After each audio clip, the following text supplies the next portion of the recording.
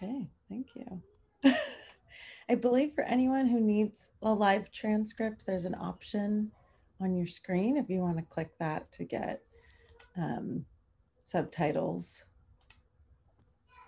for today's meeting. But welcome everyone. It's so fun to see so many familiar faces and have such a big group. I'm really excited about the topic today as a participatory grant making nerd. So, but first I wanted to quickly, just for any of you who are new, welcome, tell you a little bit more about this community. I'm going to share a little beautiful presentation that I think Hannah put together. Can you all see that? Great. So this is the Participatory Grant-Making Community, and we have a Twitter handle and we have a Twitter feed, and so follow us and tag us. It's really fun to see all the activity happening on there. So our approach is that we have 2 different meetings in different time zones every month. So this is the Thursday club. We also have a Friday club, and our hope is to get everyone in the world able to attend one of the meetings. And every month we rotate through different sessions. So this is a deep dive session where we do a case study into a particular topic. Next month, I believe we'll be having our peer support and learning, where we do breakout groups based on different topics, and we have everybody coach each other and just learn together. And then the next month will be advocacy. And so that's where we all brainstorm about how we can further the movement of getting philanthropy to be more participatory, community-led, all of those lovely things. So today we're going to be talking about different models of participatory grant making. We'll start with some small breakout rooms just so everyone can get to know each other better. It'll just be really quick, about 5 minutes. And then I'll do a little bit of an overview of some of the frameworks that exist and some new frameworks that I'm sort of playing around with. And then we have 2 guest speakers, Violeta and Rose, who will be speaking about each of their models, which fall into like the 2 groupings, participatory committees and collective groups. And then we're going to do breakout groups. We have a little interactive session where we want you to map your practice in that framework. And part of this is just to get feedback on if the framework is like a helpful tool for this community. So yeah, and as a quick update, the Friday club is changing. I don't know if that impacts anyone in this group, but we realized that the Friday meeting for people in Australia and Japan was like Friday night, which isn't awesome. So we're moving it to Tuesday, so that hopefully we'll get more attendance in that meeting. So let's see, yeah, July we have peer support and learning coming up. August is advocacy, and then September we'll be doing another deep dive like this one. We don't have a subject chosen, so if you have anything you're interested in deep diving on, feel free to throw it in the chat or reach out to us and let us know. We also have 2 bonus sessions coming up that are really exciting. We have Edgar Villanueva joining us from he wrote the book Decolonizing Wealth. I'm a big fangirl, so I'm super excited about that. And then the Future of Participatory Grant-Making Part 2. If you didn't get to see the first one, it was pretty fabulous. So highly recommend joining for this one on July 28th. And big exciting news, if you haven't heard, we launched our website. So please check it out. Let us know what you think. We'd love to get feedback on it. We have a bunch of resources up there. It's a way you can also get onto Slack and onto our mailing list. And yeah, I guess just the last thing to say is we do a lot of stuff. We have monthly meetings, our Slack channel, the mailing list, and it's all volunteer run. So we're definitely looking for people who want to get involved, present, lead one of these sessions. If you have a great idea, just reach out and let us know. Oh, and fund us. You can always fund us too.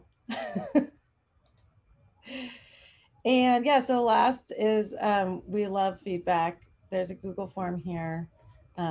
Maybe Hannah, you could throw it in the chat as well. To just let us know how this community is working for you, what else you'd like to see, what else you'd like to do. We also have a channel in our Slack that's about feedback as well. So that's another way that you can let us know what you think or what you need or what you want. So yeah, that's a little bit about the community. So let's do breakout rooms. So these, we're gonna break out into just small groups to say hi, get to know each other better. And if you'd like an icebreaker question, I have two for you. So one is, what is the emoji that you use the most? That's one question. And the second question, this might be very America-centric, but in baseball, you usually have like a walkout song when you're walking out to the plate. So the question is, what would be your walkout song? So let's see, how many breakout rooms should we do? Oh, you're doing breakout rooms for me, Hannah. Thank you. See you later.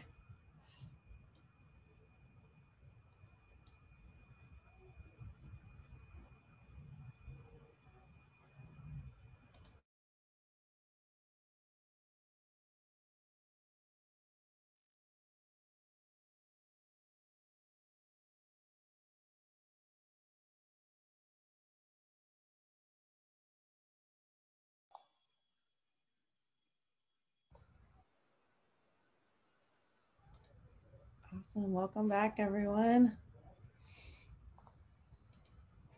I hope you all enjoyed a little chance to get to know each other. We had a lovely chat in our room. Great. Well, I'm going to dive into the topic, which is models of participatory grant making. So this is something I've been thinking about a lot and finally put pen to paper and sort of came up with some thoughts. But I just wanted to share first that what the exercise that I'm doing is sort of an attempt to map what's emerged in the space. And so it's not trying to identify like what's best or what's better. And I also don't think that it's exhaustive at this point. I think that in this work of reimagining philanthropy, it's really important to continue to experiment. And I really hope that funders will continue to fund experiments because I think we're just all learning a lot every time we try something. So yeah, I'm gonna share, I put together a little presentation to hopefully help convey some of these ideas. So let's see here. So I'm basically building off of research that was done by Lani Evans in 2015. And this paper outlines, or she identified about 7 different models that were out there at the time. And looking at these different models, I was sort of trying to hone them a little bit, or maybe like find groupings. And so where I got to with this was kind of 2 basic categories. One is participatory committees, and the other is collective groups. So to dive into like these 2 a little bit, participatory committee is like, it's when you see people who are sort of mimicking traditional philanthropy in the sense that proposals are submitted and there's like a group of people reviewing those proposals. And so it's like, who is that group of people that's reviewing those proposals? And that's kind of where the participatory committee falls in. I would say this is what I see the most out there. I think it's the most popular right now. And yeah, there's, I mean, again, like there's so much nuance and like overlap, like it's hard to sort of draw these lines, but just in like broad strokes, this seems like a grouping of participatory models that are out there. So to drill down a little bit on this and borrowing from Lani's research, I basically identified like 4 subgroups. So the first one would be a representative committee. So this can be like, I think what I've seen before is like where a board of a foundation will invite some community members to sit on the board. That's kind of like a typical representative committee is what I'm naming that. Um, and I think I just wanted to like really specify that like having donors on a committee isn't necessarily like a bad thing. I think that it can be really powerful to have donors engaged in that way. So again, just to say like none of this is like right or wrong, good or bad. I think we all want philanthropy to be community led, and we're sort of like trying to figure out the best way to get there.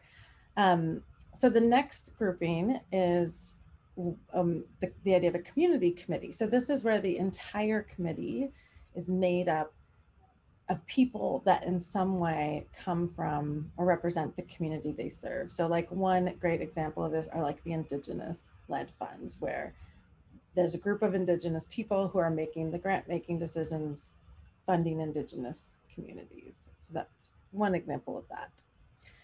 Another model that's out there is this idea of a rolling applicant committee. So this is where a group of but a group of applicants receive grants, like a docket, and then that group of grantees becomes the decision-making committee for the next round. And so it sort of rolls forward in that way. And the last one that I put in this category, though, I'd be open to debating this if anyone wants to geek out with me on it, is flow funding, or I heard, I think Hannah called it onward granting. So it's this idea of like making a grant to an organization and then asking them to like pass it forward, or where you give an individual in the community advisory rights over grant funds. So you're basically giving power to someone else to make grant decisions. And I put it in this category because it felt still like a group over here making decisions about a group over here. So that was kind of why it ended up here. But again, I'd be open to moving that if anyone had a compelling case to make. So this is sort of the idea of participatory committees. So collective groups are, I think it's a little bit harder to like put these all into one category because I've seen just such a wide range of practices in this category. But I think the main idea is that like the proposal creation, review, and decision making, that there are opportunities to include the applicants and also like members of the general public. Like it's kind of like everybody can be included in making the decision together. And so that's just, it feels like slightly different than the participatory committees where like you're still like there's a proposal being submitted to a group of people. And I think these just show up in such different ways. I'm just going to dive right into the three different versions of this that I've seen. So one is the closed collective, and this is the model that I worked with the most. So it's where a bunch of, so you get nonprofits together, they write proposals and share them with each other, and then they decide together how to divide up a pot of money based on reading each other's proposals. The open collective is kind of like a wider version of that. Like one example I've heard of from the Wisconsin Community Fund, though I'm not sure they exist anymore, was like they would have a full day meeting where they would invite nonprofits, donors, community members, really anyone, and they would like come up with proposals during the day and have like a group process and decide like who got funded. And so everybody was kind of informing the proposal creation, and everybody got a vote in who got funded. So that's like one example of like this open collective.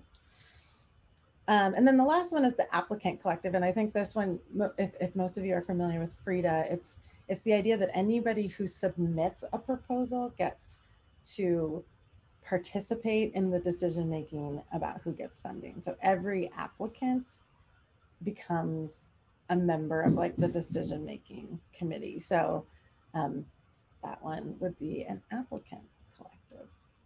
So these are like the best groupings that I've been able to come up with, but I think I've found it really helpful just to have sort of like shared taxonomy of some of the frameworks that different people are using. And also, like, if you're like me, I love to pick apart my own practice to like think about how it could be better. And so I think it's a great way to share sort of like strengths and challenges of each of these, and also to figure out like which form meets your needs the best based on the goals that you're trying to achieve. I also wanted to just quickly name the forms that like I didn't include in this, just for clarity. I think I hear people like throwing around different terms a lot, and so I think it's just helpful to have like a lexicon. So giving circles are really cool. They're really popular. They're really powerful. And it's usually a group of donors who come together and sort of collectively decide how to give their money and sometimes time, you know, like in their community. And there's a great website out there about giving circles, but that feels like slightly different because it's donors deciding together.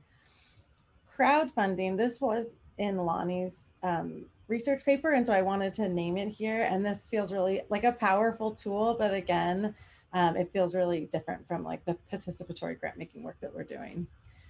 Trust-based philanthropy, if you haven't read this website, please do yourself a favor and check it out. It's a really amazing practice, and they have a lot of really great programming. And it's this idea of like having multi-year unrestricted funding, limited reporting, having like really strong relationships with your grantees, and like removing the burden from the grantees. So like a lot of participatory grant making has a lot of trust-based practices sort of like embedded in it. But I just wanted to like pull that out because that work feels really important regardless. Direct transfers are another thing that were in Lani's list. And I think, again, this is a really powerful tool. I think, especially in the US, there's been a lot of research done lately on how effective like universal basic income experiments have been. And so I think it's really important, but it's not like inherently a participatory practice, although I think you could make it a participatory practice if you are interested in doing that. And lastly is participatory budgeting, which if you got to see our deep dive a couple months ago with Josh, it's a really, really powerful tool, but I also wanted to separate it out just because I think it's, and there's a lot I think we can learn from each other, but it's really specifically focused on like governmental budgeting. So yeah, that's sort of an overview of where I got to with these models. And maybe I'll just go back to the main two, because what I wanted to do today was invite some of our community members who represent each of these groups to talk a little bit about their practice and some of the strengths and challenges that they experience working within each of these models. So let's see. Violeta, do you want to go first? Let me stop sharing. Yeah, I can totally do that.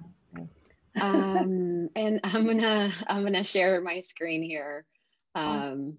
And just go right in. I had to do some heavy editing. I think we only have 10 minutes, right, Kelley? Yeah. Okay, brilliant. So I'll try to go as quick as I can, and then have some time for questions. So morning, everybody, from, dare I say, sunny Oregon. My name is Violeta. I use she, her pronouns, and I work for Seating Justice now, formerly known as MRG Foundation. We just rebranded last week. And so apologies for the confusion, and apologies if you go to our website, it's a complete mess, but we'll get there. But let me get started really quick. I hope everybody can see that. So again, we're Seating Justice, formerly known as MRG Foundation. Just a little bit about us. So we are an Oregon-based nonprofit, founded in 1976. One of the reasons why we rebranded was because the name foundation didn't really reflect who we are, because we are a nonprofit corporation. And so we have about 7 staff members, 1.2 million operating budget. And primarily we fund grassroots and emerging social groups. We have been doing that since 1976. In our last grant making cycle, 94% of our grantees had budgets under $100,000 a year. 88% were BIPOC led, Black, Indigenous, and people of color led, and 85% were women or marginalized gender led. To give you an idea, about just a quarter of them are also new to seeking justice, if not new to grant making entirely. Like, we have funded so many groups for whom ours is the first grant they have ever written. And about a quarter of them pretty consistently are fiscally sponsored. They do not have their own nonprofit status.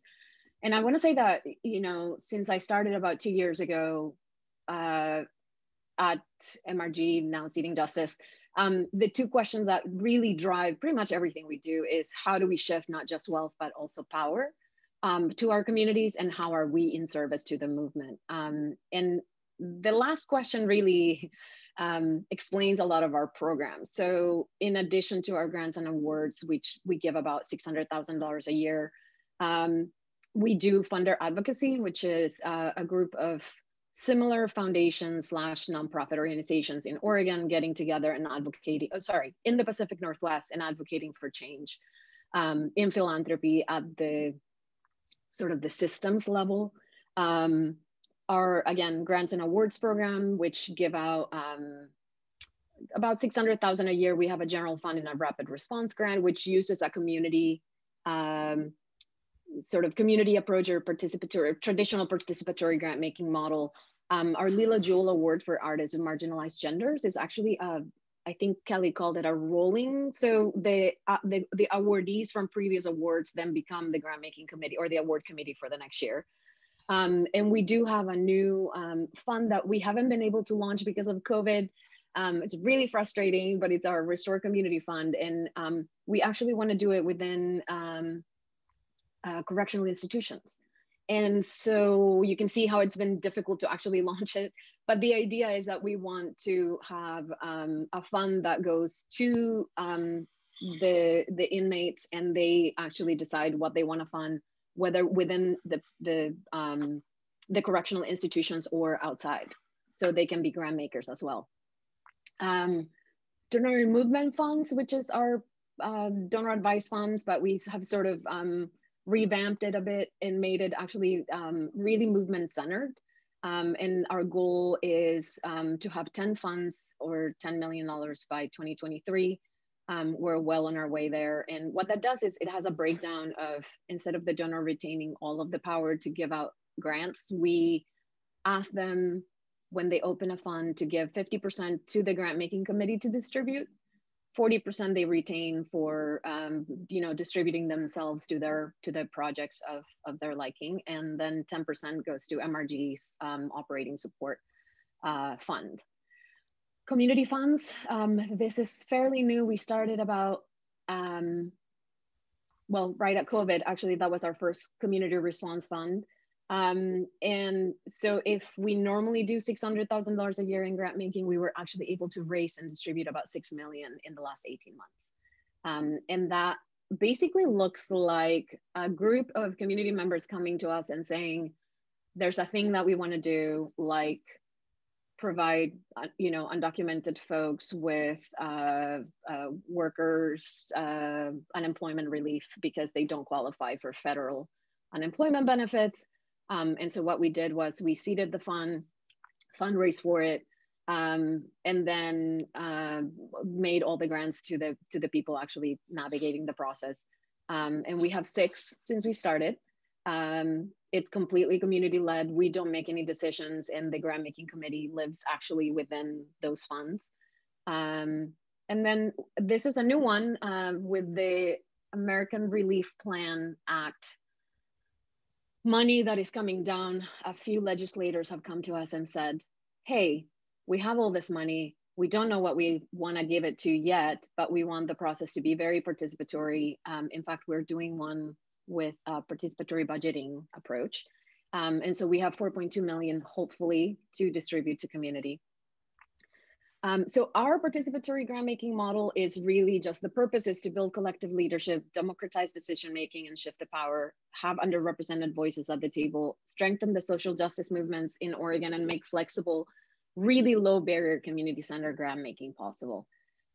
We look for grant makers that are really, they have lived experience with the issues, they have a diversity of skills, and they're located all over Oregon, and racial and ethnic diversity, which is really important to us, especially in a state that is predominantly white, and has a very sordid history of racism and exclusion. And our recruitment is very, of the grant making committee members, is very targeted and intentional. So the roles within our grant making is that the grant makers really do the strategic guidance of the awards and the grants, including the DMF funds that the donors give to them. They review the application, they score the application, they do the site visits, which have been suspended during COVID. They do presentation day, which is a nice sort of gathering where the grant makers and the grantees can meet each other. They do final decision making. So the board basically just rubber stamps. They have never questioned any decisions that the grant makers have ever done. And they, more lately, I've been trying to get them to attend the reporting meetings. We do verbal reporting, we don't do written reports, but that is optional as of right now. You'll see why in a little bit. And then our role as Seeding Justice is just to support and provide the tools, and just because we hold a lot of the relationships with the grantees, to provide that macro view for them. We're like policy advisors, if you will. Like we're giving them the information and the tools that they need to make decisions. We provide stipends and travel reimbursements, leadership and professional development. And in the last couple of years, I've added a line item to my budget to make sure that they can attend the same conference as their program officers, right? Like we should be investing in their education. So they get to go to conferences, they get to attend professional development opportunities, and then just the networking opportunities with, meeting other grantees, meeting other people and leaders throughout the state. I'm going to leave with the highlights because I didn't want to leave you with all the depressing challenges. So I'm going to go with challenges first. So for the grant makers, I think, and I think we have talked about it in this group, the burnout is completely real, especially in this last 2 years. And it's, again, especially in a place like Oregon that is predominantly white, and where leaders of color have been asked to do a ton of this stuff. Like they are asked to serve on every committee, every board, every participation, what design, whatever. So they're being stretched out, and they're often also doing the work at the front lines. So they're just exhausted. There's also been, we have noticed, a limited ability or interest of the grant makers on really diving into the work. And so what I mean by this is our committees used to be just really, you're volunteers, we're going to give you some applications to read and you're going to score them and we'll see you next time. And we've been trying to really get them to understand that they're the leaders. They're the ones that need to be like, tell us what you want to see. Tell us how you want to proceed. Tell us what you want to do with this money. And they are very hesitant. And we haven't quite figured out if it's just like, this is not what they're used to, or is it too much to take on, or they just don't kind of know what to grab onto. We're figuring it out. For the staff, doing participatory grantmaking is the logistical difficulties, especially in a group that's spread out all over the place, is it's significant. It takes a ton of our time. The recruitment and vetting of the grant makers require a lot of effort and a lot of intentionality, because we are trying to maintain that balance of geography and skills and interests and racial background and lived experience and all of that stuff. And it is a lot of intensive emotional labor, especially when you're working in social justice, because you talk to a lot of people, you hear about a lot of their problems and their challenges and everything else. So and then I think for everyone, is the power differentials are still there despite best efforts. One of the challenges is that we have not been able to completely dismantle them. And hence the process sometimes can feel a little transactional and superficial. So yeah, and we're trying to work through that, but I'm sure this group has a lot of experience with that as well. And then I'll leave you with some of the highlights, some of the things that we are really excited about. And, you know, participatory grant making is very democratic, it's transparent, it's accountable. It really centers relationship building. It softens that power differential, even though it doesn't do away with it, between especially grantees and us and seeding justice. And what I mean by that is it really frees the staff capacity to do grantee support and additional resources, in-person reporting, community training and education, and then we actually do application feedback. So if you didn't get a grant from us, we sit down with you and talk through what the application, how you might do it better. And what, again, if we're trying to fund at the grassroots, some of the groups that have never had experience grant writing before, we get to sort of increase their capacity that way. Internally, one of the highlights is that we really are seeding the leadership and creating further opportunities for our grant makers. We have a state senator who was in the grant making committee 10 years ago. So those people go on to do amazing things, and we're really proud of that. And sector-wide, the highlight is that it does center the wisdom of the community. It shows that trust-based and transformative philanthropy is possible. And honestly, in Oregon at least, it fills a niche that other funders really just can't reach. They do not have the relationships that we have. They do not see the groups that we see, the ones that are coming out of the ground, no pun intended, because they're removed and their application processes are just so onerous sometimes that smaller groups are not going to bother with them. I'm going to stop there. I'm over time. That was awesome.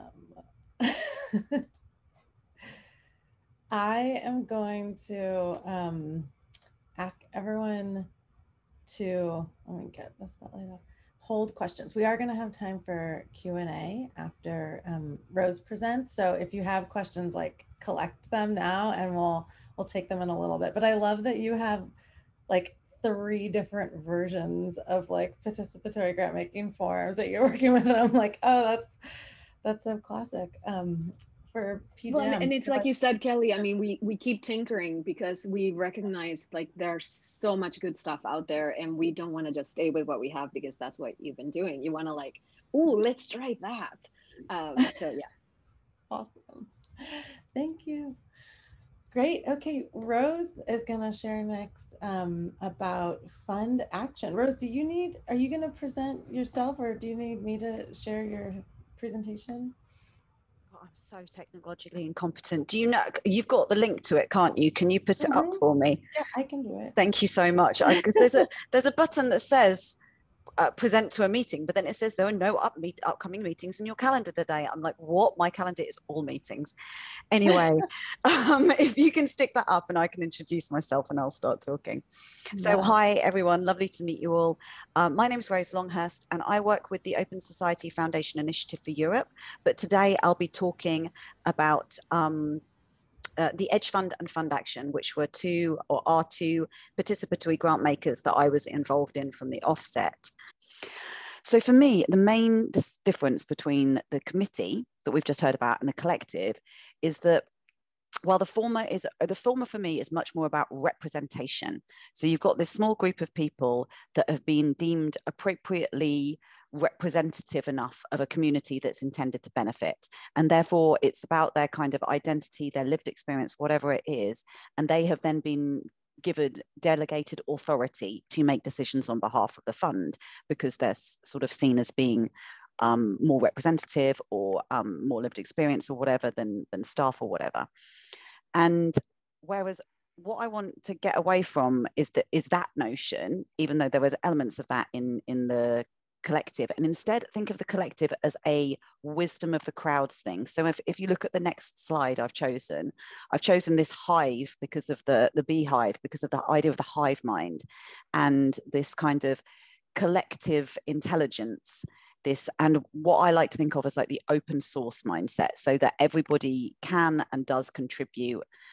And this is how you make the fund, rather than, we heard from Violeta, whose organization, it sounds super interesting, but they choose their representatives that will come and make the decisions, and they choose them on the basis of experience, identity, networks, all of these really cool things. Whereas with the collective, it's more about people joining and everybody being able to participate. So it's a lot more open source. And while there is an element of representation here, because usually the crowd is drawn from the community that is supposed to benefit, right? It's still less about them as a small group coming together with the delegated authority to sort of deliberate and decide, and more about this kind of like hive mind.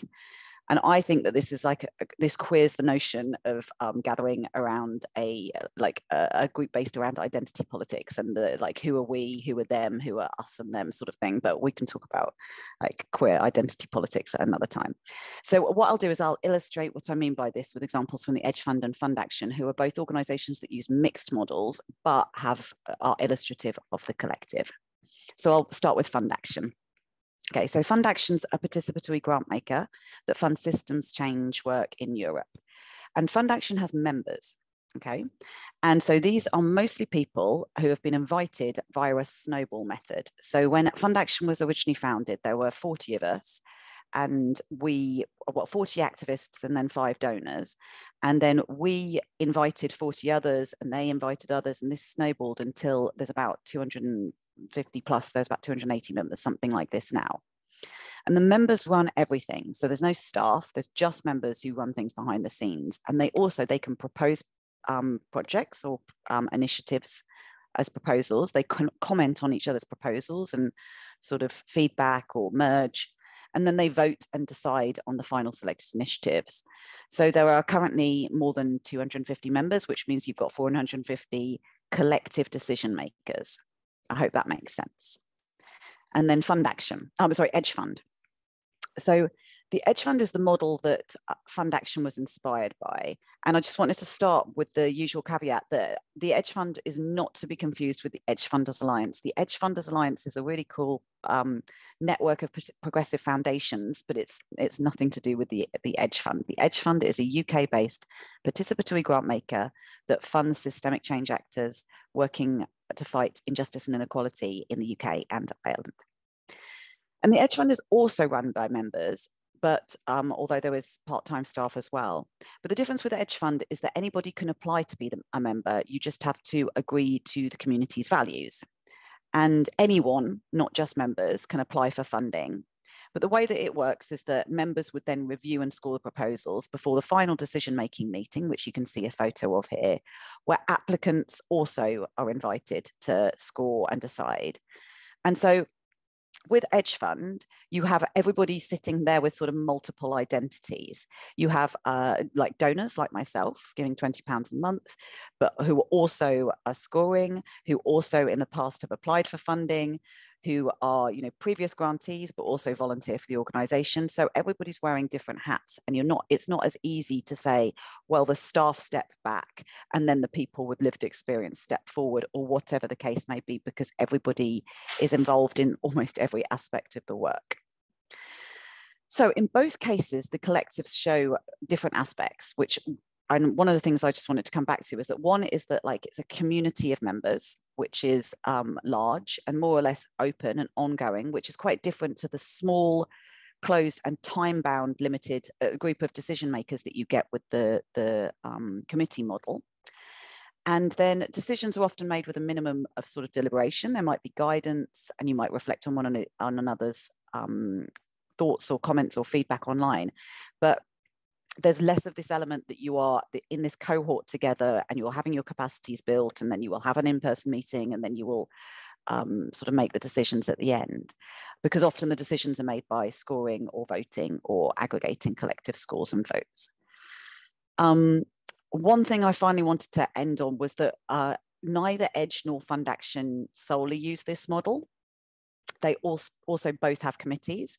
And Hannah, if you skip to the slide of the the process. So as you can see, the Edge Fund decision-making process, it's not just as simple as someone scoring, you know, and this is it.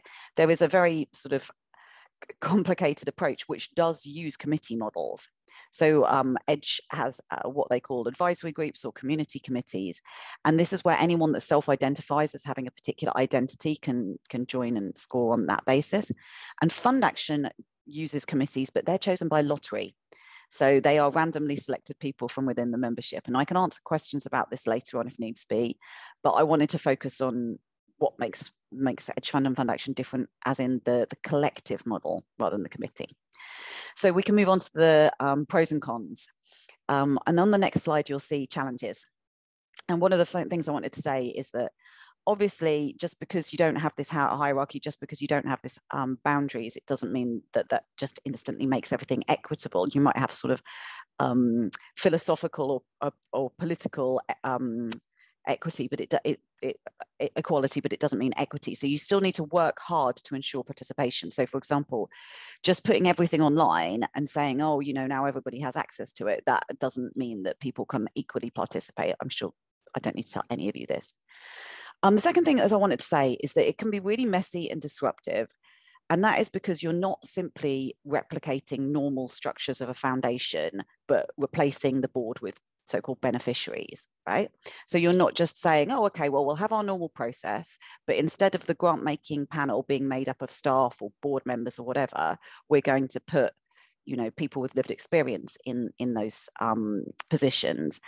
And that means that you're kind of reinventing the wheel. And so things like conflict of interest, which often come up in these conversations, they just don't apply in the same way at all. Like how do you understand a conflict of interest when at the Edge Fund I am both an applicant and a volunteer and a donor and a reviewer, etc.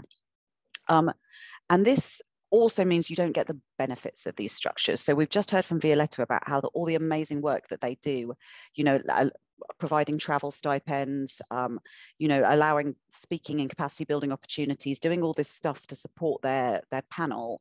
But I don't see much of that happening with the collectives that I've worked with. But the biggest challenge is who are the members? How do you define them? Who's in, who's out, who's participating, who's not? The community management side of the collective, I think, is a really, really key and important part. And I can speak to that later if we have time. In terms of opportunities, I think that, as you'll see on the next slide, I think that it's just so much more democratic because more people are involved and there's more accountability, it's more intersectional, it's more effective. There's less groupthink.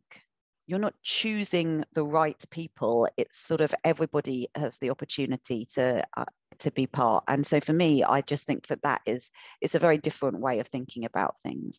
And it's also more open and more transparent because you are never on the outside. You're never thinking, oh, you know, oh, I wish I could participate in that, but I can't, or you're always part of the process, or you can be if you want. You're always an informed decider. And then finally, and this speaks to one of the challenges that Violeta mentioned, it moves the burden of power or responsibility from a few people.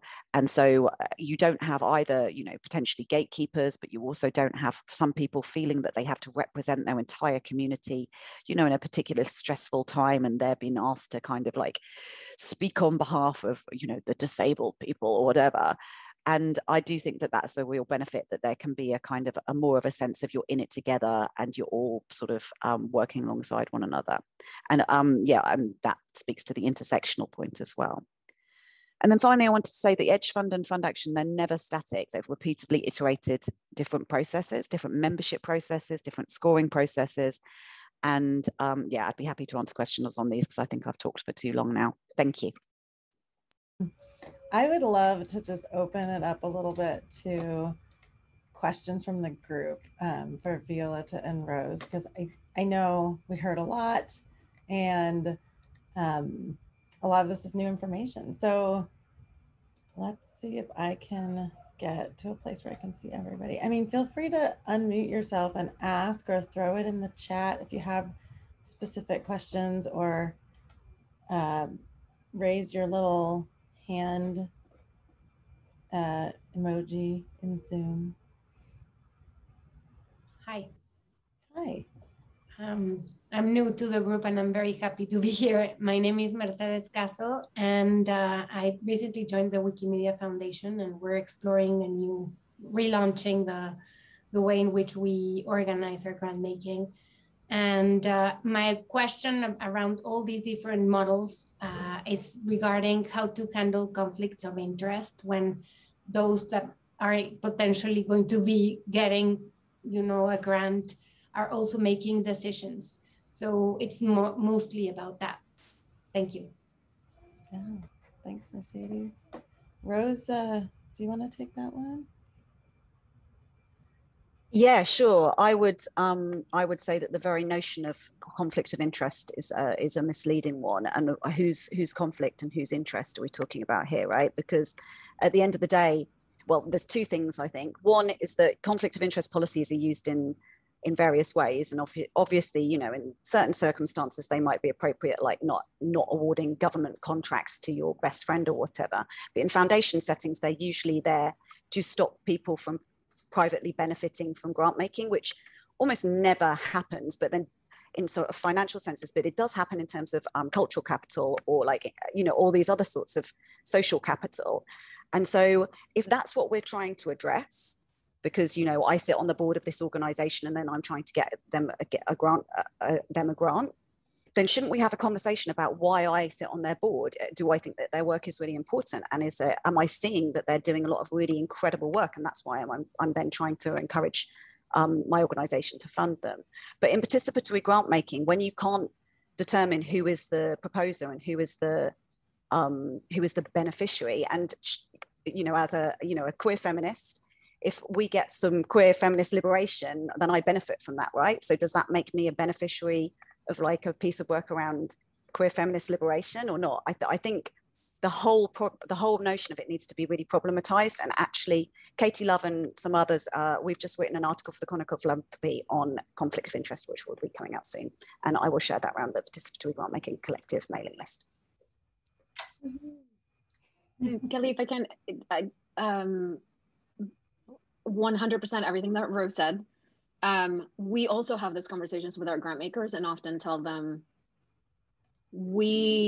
you are in this committee because you are connected to the community, right? And we fully expect you to have those quote unquote conflicts of interest. Exactly. But you're here because you know everybody. You're here because you're connected in the community. You're here because you're an organizer and an activist within your own community. And so, of course, you're going to know these folks, of course. The one thing that I will say, one thing that we saw coming up over and over was that members of our committee were also grantees. And what was happening was that they get to know each other and love each other and connect with each other. And even though we say from the beginning, your membership in the committee does not guarantee that you're going to receive a grant, it effectively did. Because when you love each other, how are you going to tell each other no, right? Even if that person walked out of the room when decisions were being made. So it became really difficult for them to at some point say, like, we're saying no to this organization because their budget exceeds what we think we should be, but then we're going to say yes to whoever because we love her and we think that she needs the money, right? So what we did in recent years, we actually stopped allowing grant maker organizations to apply for funding. But what we do is we do kind of like an organizational stipend, and we say, as long as one of your staff members serves in the committee, your organization is going to receive a smaller grant every year. And so we save you the trouble of applying and having to fill out the application and having the risk of getting declined, even though we don't know that doesn't happen. And in exchange, you get a little bit less than an applicant might. And so we've tried, to Rose's point, we've tried to design away the conflict and still have the benefit of the organization, receiving some much needed resources. And that's just one example of something that maybe you want to think through about, how do you lay it out for them so that that conflict is not there. But I'm with you, Rose. Yeah, conflict of interest. Whose conflict and whose interest, right? Yeah. Yeah, that's so cool. I've not heard of people designing things like that before. That's really awesome. I've heard the term confluence of interest.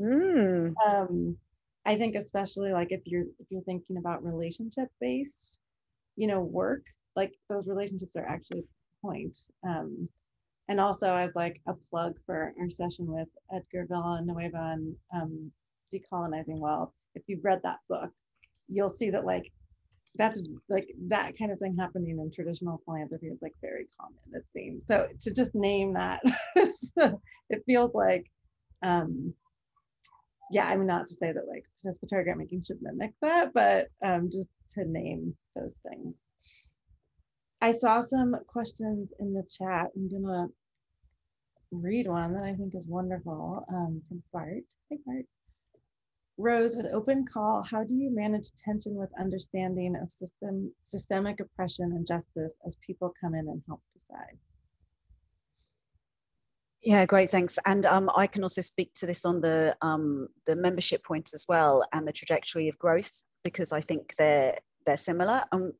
Like Bart's question just cuts to the core of like how tricky this can be when you've got an open group, because if you can't be so intentional in the way that Violeta's group can be sort of very thoughtful and intentional, because you have this more hive mind, like open source process, then especially as you grow, you do end up with more and more perhaps less core values, because they're being stretched because of the growth and the different perspectives of what systemic oppression and injustice mean.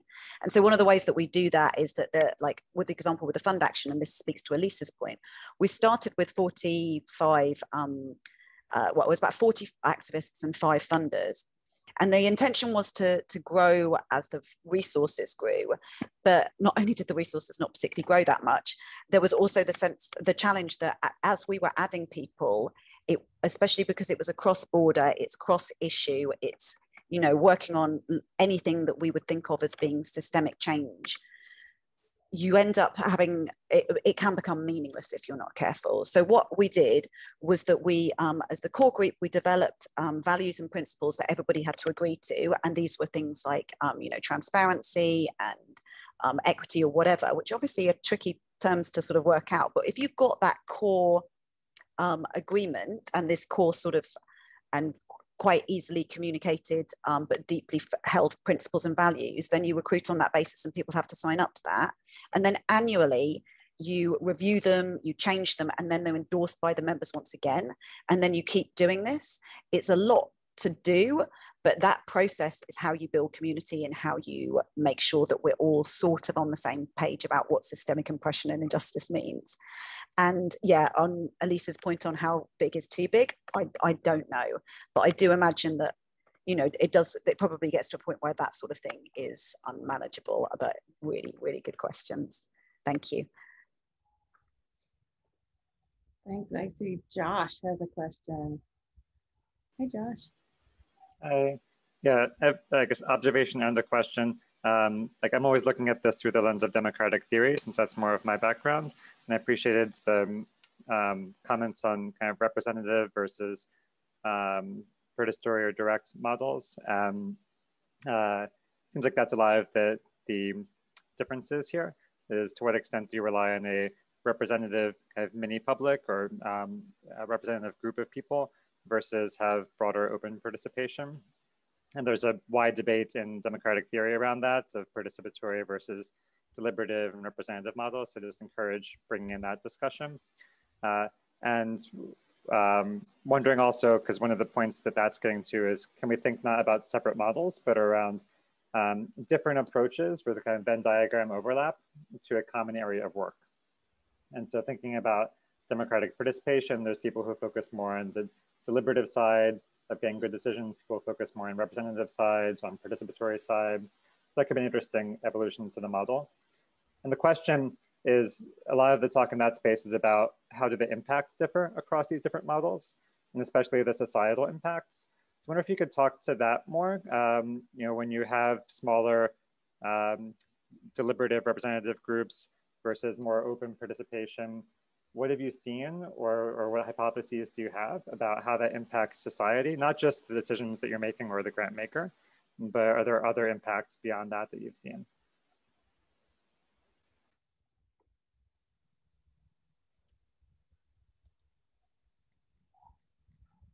Violeta, do you want to start, or yeah, because I've been talking a lot and I have thoughts. Thinking. So, yeah, because the one thing that I would say perhaps while you're thinking is that I think they are different in different ways, and I would see Edge Fund in particular never saw itself as a philanthropic entity and never saw itself as a funder as such, and saw itself as part of the movement and a way of resourcing the movement and a way of critiquing philanthropic and charitable models. And so I think that has an effect in sort of broader, it changes discourse. And, you know, the way that Edge manifests itself has been a challenge to the philanthropic sector in the UK, at least. But I would say that in terms of actually like impact and affecting like real substantive change, the work that Violeta's talking about in terms of like shifting power and building, like all of that sort of stuff, I would say that that's probably, yeah, is less at the level of discourse and more of the level of like actual like change. But yeah, Violeta, I don't know whether you want to speak to that. Yeah, and you know, we are such a drop in the bucket in terms of, you know, Oregon has 5 million people, and we, you know, our groups are tiny, and the amount of money that we give out is tiny, and so it's and especially, and I say that also because traditional philanthropy tends to think of impact as like how much money have we distributed, but what's the change, right? Like, and in terms of us, like I've been racking my brain since I started at Seeding Justice about how do we measure our impact? What is the impact, right? And we have some hints because we can look at the people that we have funded. We were first funders to some of the powerhouses in Oregon right now. Immigrant rights organizations that nobody wanted to fund at the beginning, that were too risky. We funded some of the first HIV and AIDS groups in Oregon, and they were grants of like $2,000, right? And so in terms of like, was that us? Was it us? Was it everybody? Like, and so it is really hard. I will say that that separation between funder and movement is definitely flattened when you have a participatory grant making model, because people see them like the people making decisions are not these program officers and trustees and people sitting in fancy boardrooms. They are your peers, they're your coworkers, they're your you know, the partners that you work with every day. So that there is more trust there, and there's also that idea that you can speak up and you can say like, you know, this application is bullshit, we hate it, please change it, and they know that we're going to listen to them. I think the other thing is that the leadership piece, the idea that you don't have to have 10 letters behind your name to serve as a trustee or to make decisions on where the money gets distributed. It's the idea that, and we have been also working really hard on that, because we used to have a committee made up almost entirely of executive directors. And now we have students, and we have middle managers, and we have entry-level workers, and we have organizers at the, you know, street level. And again, that took intention, right? But the idea that we can serve as we're not just seeding organizations, but we're seeding leadership into, hopefully, you know, the larger,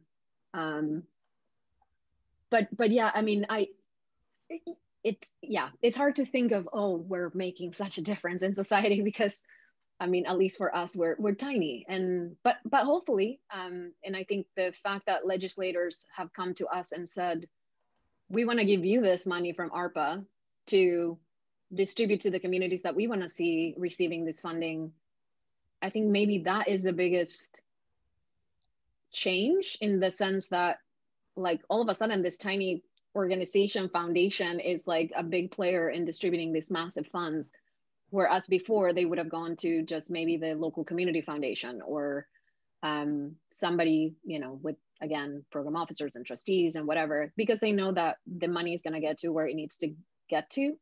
I think the other emphasis is just on it's not what you do, it's how you do it. And I think there's a lot of power in participatory grant making in the how. Yeah, I don't know if that gets to your question, Josh.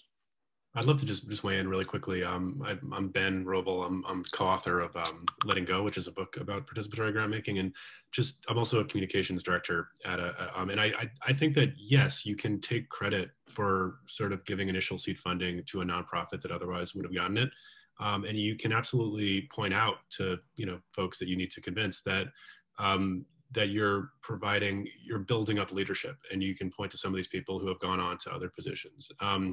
Sorry, Daya. And then I just want to point out the funding exchange was a initial coalition of a lot of these PGM funds, and they have a really great sort of 30-year recap that does a really good job at talking about their long-term impact, and can maybe take some ideas from there. I just shared in the chat. Thanks, Ben.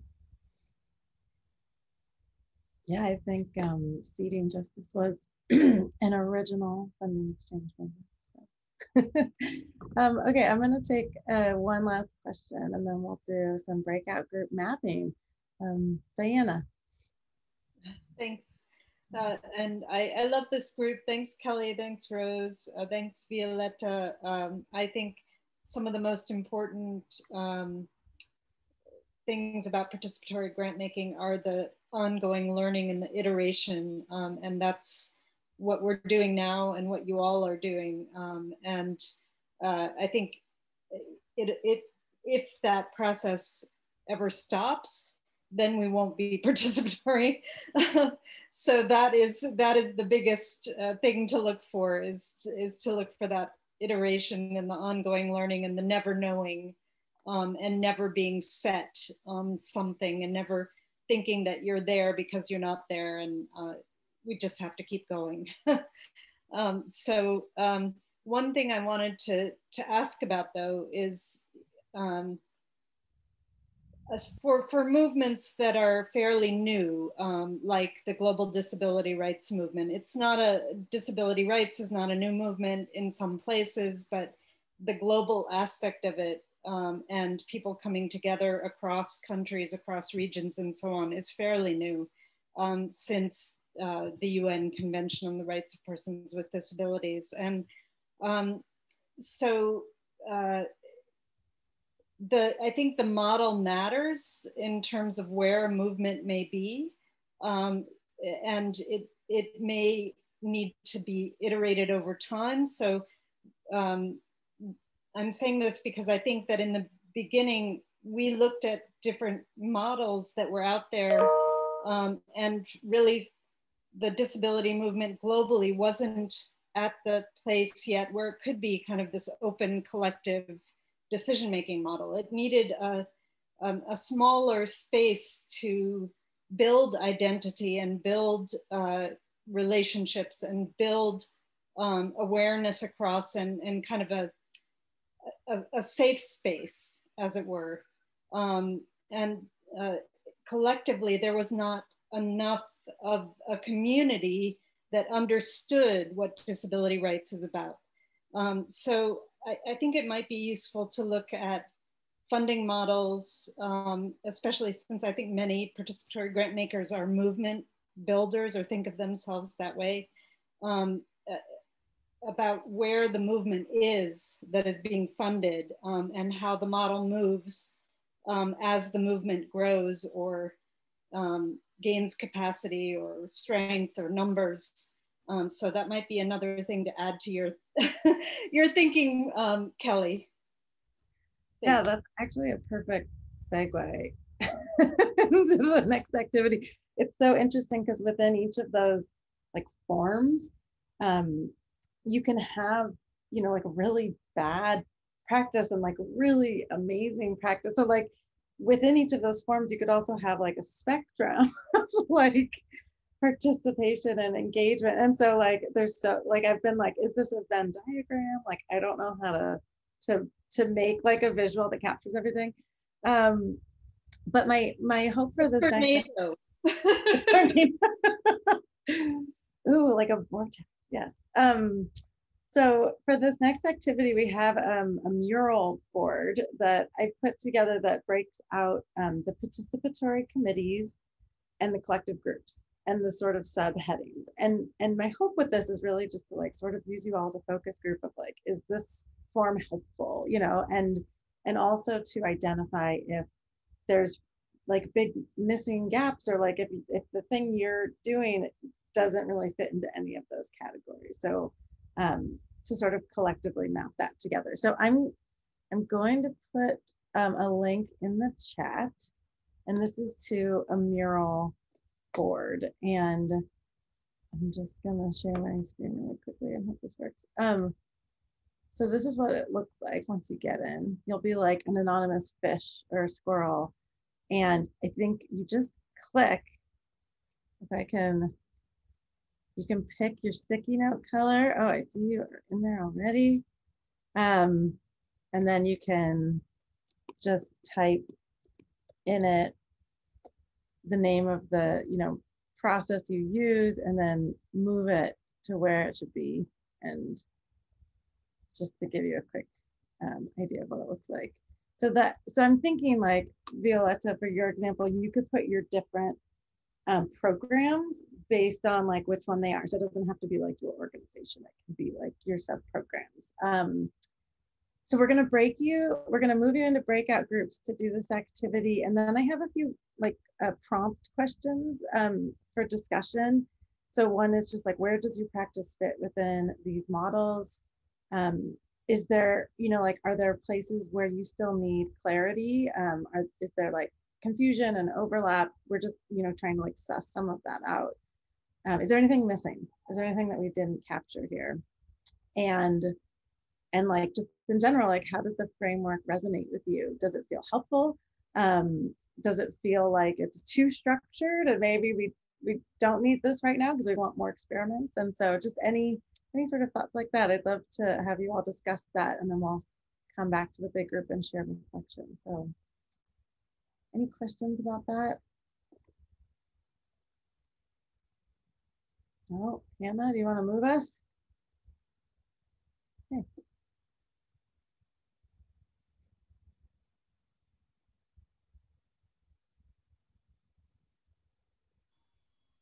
Sorry, I'm having some issues, as ever, with Zoom, which is being a bit... I thought about bringing a guitar to try to complete with Matt from the last session. He did live piano.